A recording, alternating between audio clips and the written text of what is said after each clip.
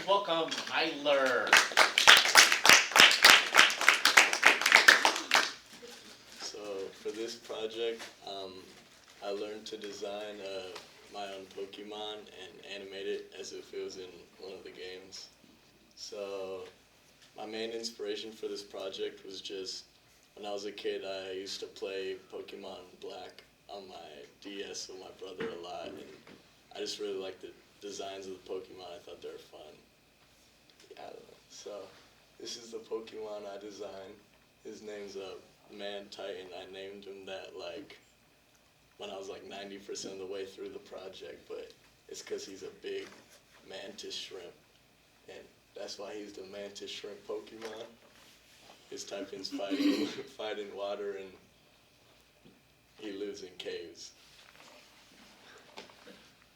So the process of designing the Pokemon, I knew I really wanted to base it off of a peacock mantis shrimp because in 5th grade it was my favorite animal because they're just really cool. They can punch really hard and they got pretty colors.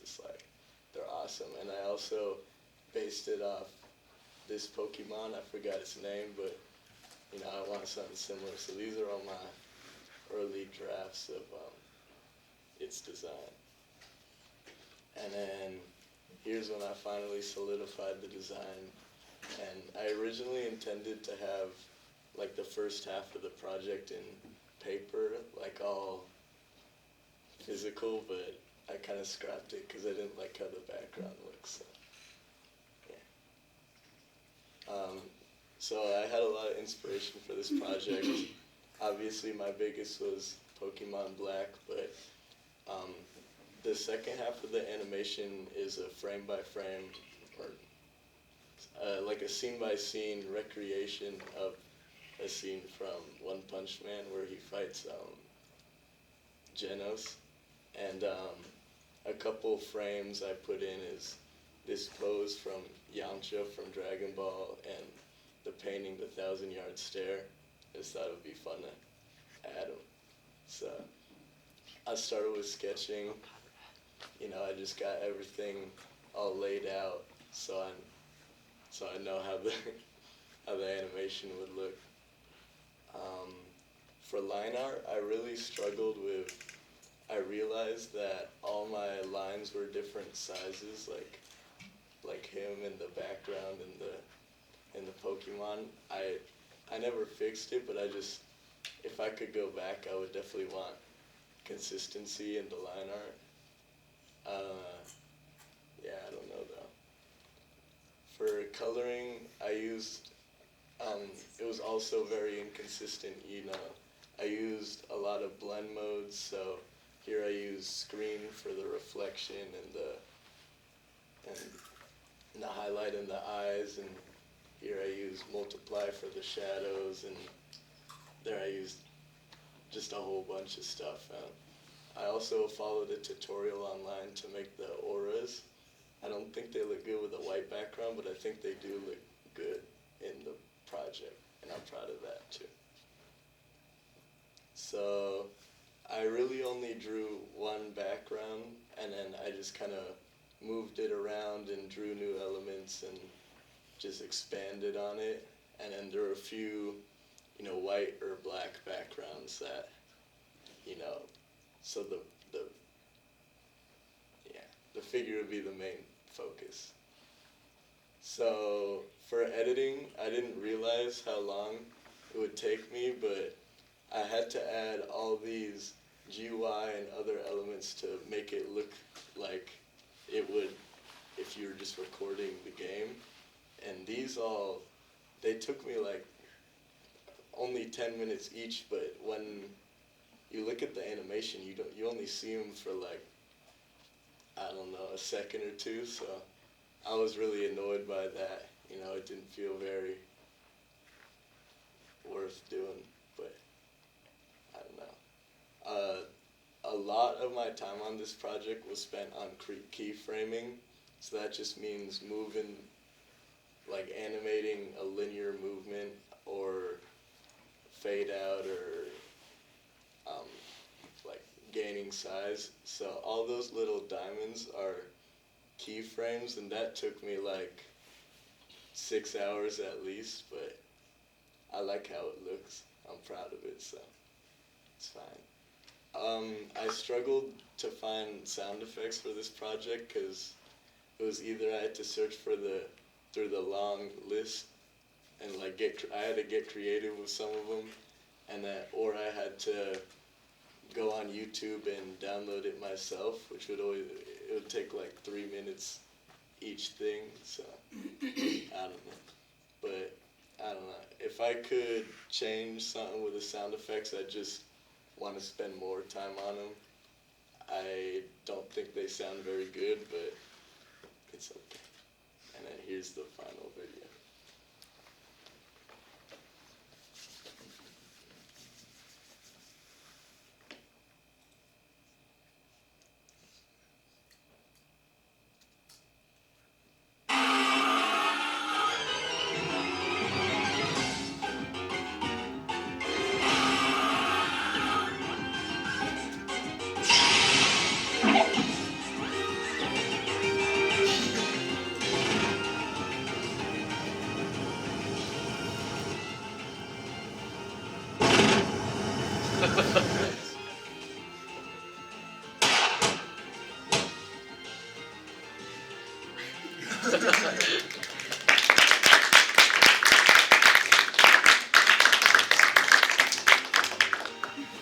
Yeah, I added the slide really quickly.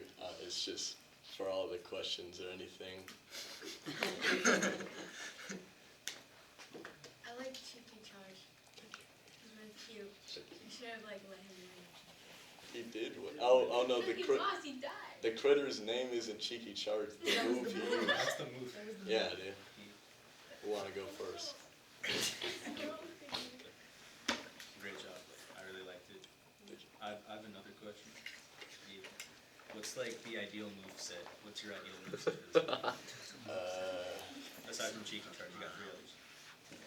He'd have Sketch, the one where you can copy any move, and That's a he'd good have one. like Yeah, copycat. copycat. He'd have what's it called? Tailwind, and he'd have Scald, I guess. As somebody who grew up on black and white, it was really fun watching Watchdog get absolutely destroyed. That was pretty fun. I hate chose him. Watchdog. Yeah, I chose him because nobody would feel bad for it. Like half of you don't even know what that is. So one of y'all. So like, I just want to say I want to ask how like, you said you were originally going to do it all physically, or like, and you drew out one of the scenes. So everything before he used the move Cheeky Charge, I was planning on doing on paper. I just think it would take too much time. I think it was just so silly and so fun, and I really, really like it. Even though I know nothing about Pokemon, that was really fun to watch.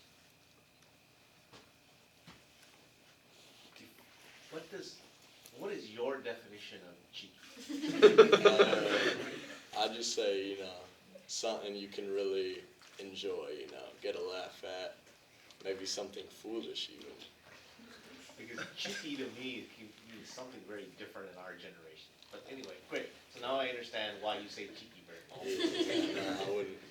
This is pretty cheap. Yeah, this is a cheeky. Is it more of like a physical attacker rather than a special?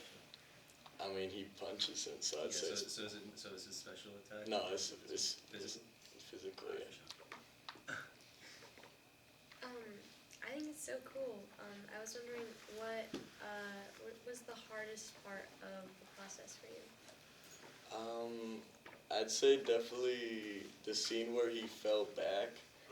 A lot of times in bed I thought like I should probably cut that scene out because it was like 30 frames and I didn't have that much time, but I eventually did it and I think it works. I like it. Yeah. Would you consider doing like an evolution for the freestyle after this? Dude, I could totally do that.